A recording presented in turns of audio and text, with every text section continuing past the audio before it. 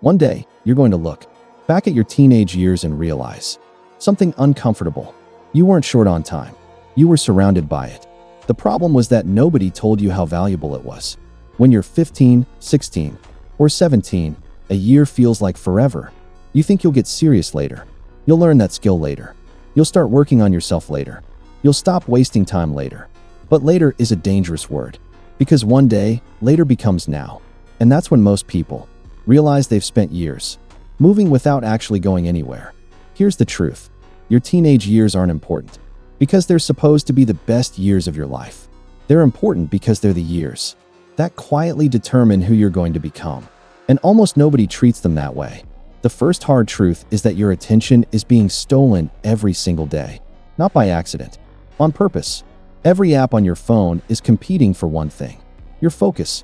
The smartest engineers in the world are paid millions of dollars to keep you scrolling for just a little longer. One more video, one more notification, one more swipe, and before you know it, an hour disappears. Then a day, then a year. The scary part isn't the time you're losing. It's the person you're becoming while you lose it. Because attention is more than focus. Attention shapes identity. Whatever captures your attention eventually shapes your thoughts. Your thoughts shape your actions, and your actions shape your life.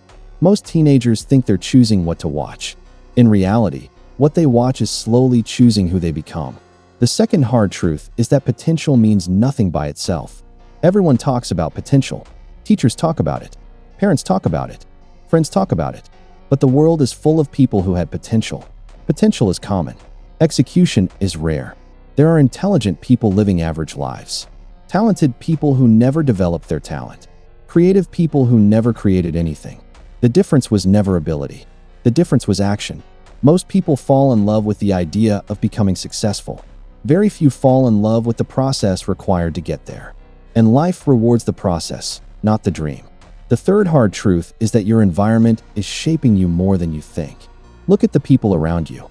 Not because they're bad people, but because human beings adapt.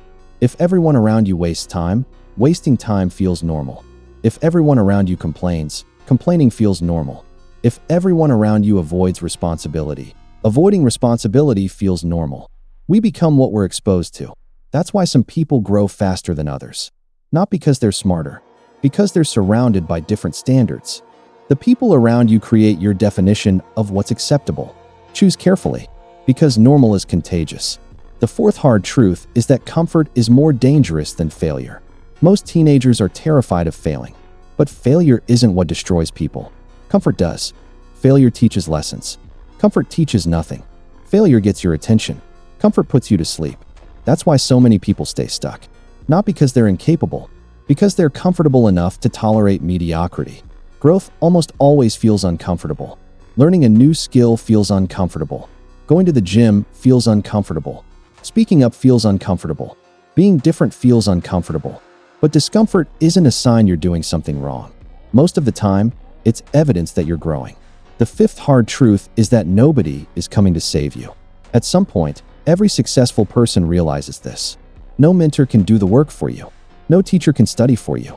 No friend can build your future. People can help. People can guide. People can support. But nobody can live your life for you. And as harsh as that sounds, it's actually freeing.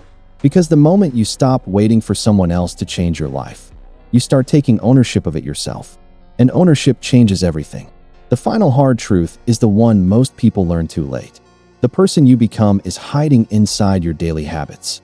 Not your goals, not your intentions, not your plans, your habits. Every day, you're casting votes for the type of person you're becoming. When you keep promises to yourself, you cast a vote for discipline. When you choose focus over distraction, you cast a vote for self-control. When you do difficult things voluntarily, you cast a vote for resilience. Most people think identity comes first. It doesn't. Behavior comes first. Identity follows. You don't become disciplined and then take disciplined actions. You take disciplined actions until your brain starts believing that's who you are. That's how transformation actually works. Quietly, slowly, repeatedly. And that's why your teenage years matter so much. Not because they determine your entire future, but because they're building the foundation your future will stand on. Years from now, you'll look back on this period of your life And you'll realize that success wasn't created in one big moment. It was created in ordinary days. The days nobody remembers. The days nobody applauds. The days when nobody was watching. Because in the end, your future isn't built by what you do once.